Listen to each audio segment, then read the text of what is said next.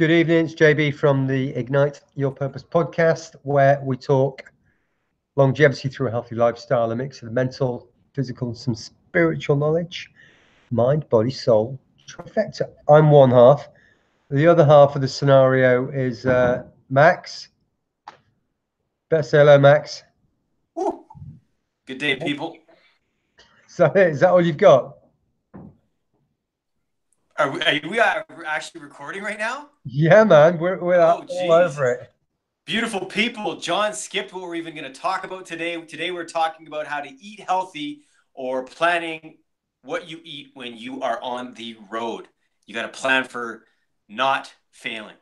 So a bit more context here is maybe a week ago, a couple of days ago, recently we spoke about how we train, how we do exercise when we're away from our gyms and our training partners and our boxes and our normal routines, and how we integrate different environments on the road. We plan ahead. We do some research on the Google, and we run our world by how Google tells us where things are these days. But Pretty much. both having pretty solid dietary kind of routines. We know what we like and what we don't like. We know what's good for us and what's not good for us, but then we know how to make those good decisions so that we're always putting the good stuff in to build these bodies. And with that comes a little bit of planning and things. So I'm going to let Max tell you how he rolls when he is on the road. Then I'll tell you a few things, and then hopefully we'll give you one or two takeaways so you can don't need to apply them, but just be a little bit more, you be aware of those choices. Exactly. A Rather little more than aware. just go in with the flow, because it's what you always do. So Max, hopefully Yes. the camera's on you and not me now. So. Hopefully. So I might be a little to the extreme of this one. I definitely do plan everything out. And I'm so extreme that if I can't get good quality foods, I usually will not compromise, Yeah. and I will fast until I can get those good foods. I try. Now, there's two different types of traveling. A lot of us fly long distance. Sometimes we drive long distances.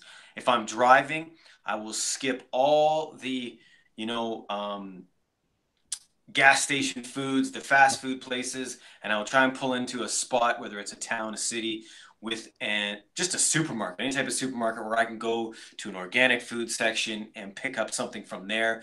Worst case scenario, like I said, when I'm traveling, I will either pick snacks. This has failed me a few times. Like I said, if I'm packing fruits and or some type of snacks I've made, Yeah. I've many times heard announcements where they'll take my fruit away, which has happened me a few times, and as well, sometimes there's these plane flights that I'm on where they talk about these restrictions of other people that are on the plane. So I've been kind of messed over that way with whether it's a nut allergy Nuts. or Nut some type allergy. of allergy. Yeah. Yeah. So I can't eat the food. But I don't compromise, meaning I won't, for example, I know on the planes they usually, well, I shouldn't say that because John tried to school me on this one, but I thought they were nuking because it looks like they were nuking stuff, but it might be an oven. Oven. Yeah. I just don't eat that stuff. So I'll go kind of force myself to not eat for an extra couple hours till I can find something. But usually John and I will agree on this. Man, we plan it out. Yep. John? So let me just change over the camera, and it may well have been on me for the whole time because something. Hopefully we're picking your nose again. Yeah, Jesus. man. So I'm possibly not quite as extreme as Max, but we plan things out. So when we're going to a destination, we will get on the Google or the Wikipedia or the search engines to find out where the good restaurants are. Is there a Whole Foods there? Are there? I'm not a vegan, but I follow a vegan life. And I know if I go to a vegan restaurant, that'll be a good choice. So I'll work out where the good choices are, and quite often we'll plan our hotel so we're in walking distance to these places. Are there juice bars? Are there smoothie bars? Those kind of things. Exactly. If those choices are quite limited, and we're away for 3 or 4 days, we'll take our breakfast with us. So we'll So we have things like overnight oats with sunflower Nice. seeds and pumpkin seeds and goji berries and cacao nibs, and we'll make a dry mix up and we'll bag them up. So that's Monday, Tuesday, Wednesday, and then when we get there, we'll go out and we'll find some almond milk or coconut milk and things. So that's that. So that's pretty much the big one when we're going away on on a flight.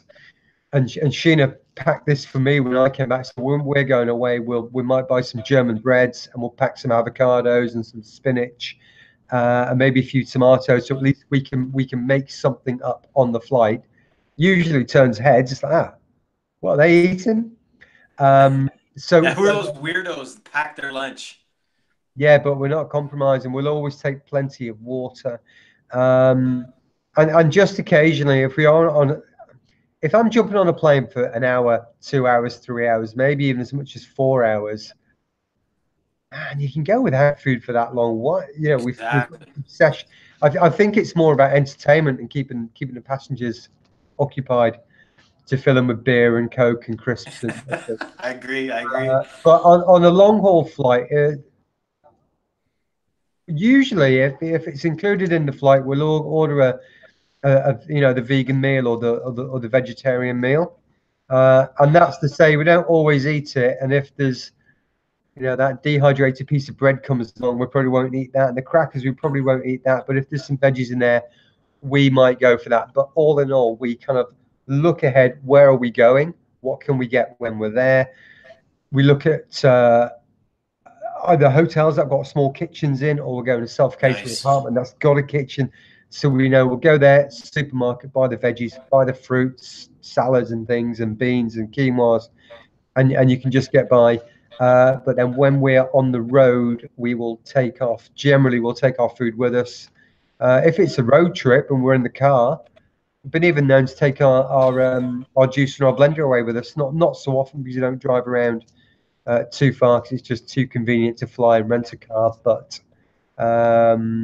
even family members will ring ahead now. Not that they think it's awkward, but I think they like the challenge. It's oh, what can we make? And so we'll send them a bunch of recipes, and they'll have a bit of fun making it up. So it's not a challenge, and I don't think we too often, not too often, have to really compromise. And when it does come down to that, I say, I'm on the road, I'm training, I need to eat, I need to be in True. the drive and in the car. So I make the best choices I can. I accept that they're the best choices I can. But the very next day, right, what does my body now need to recover? So it needs the green stuff, it needs the juices, it needs the nutritionally dense foods, nothing toxic and the energy depleting. So that's how we roll. That's it.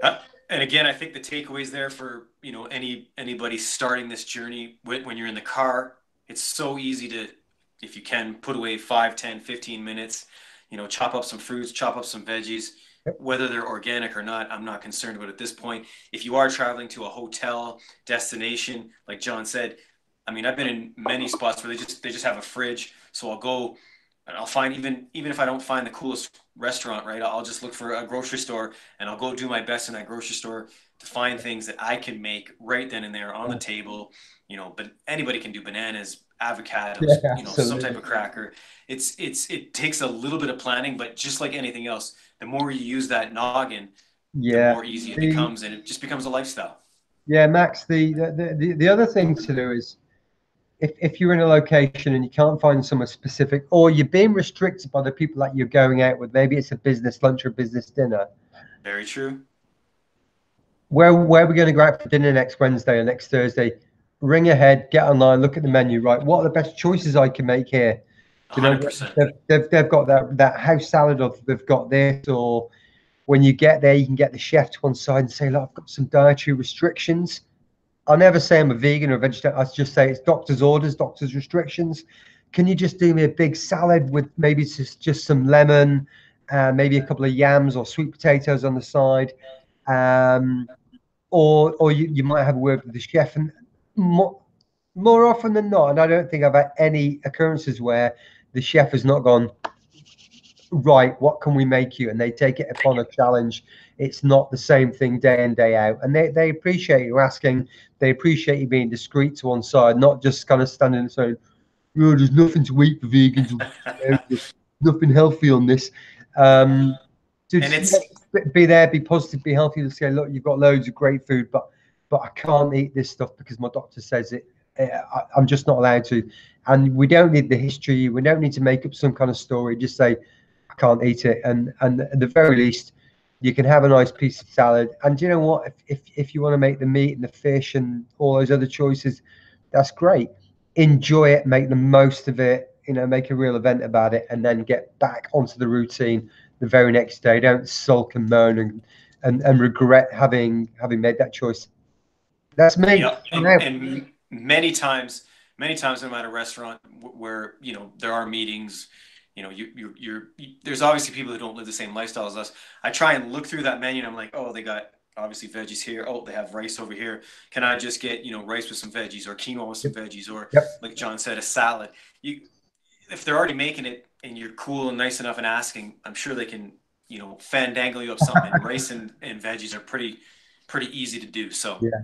Okay, cool. I know I said I had nothing to say, but I have got one more thing to say.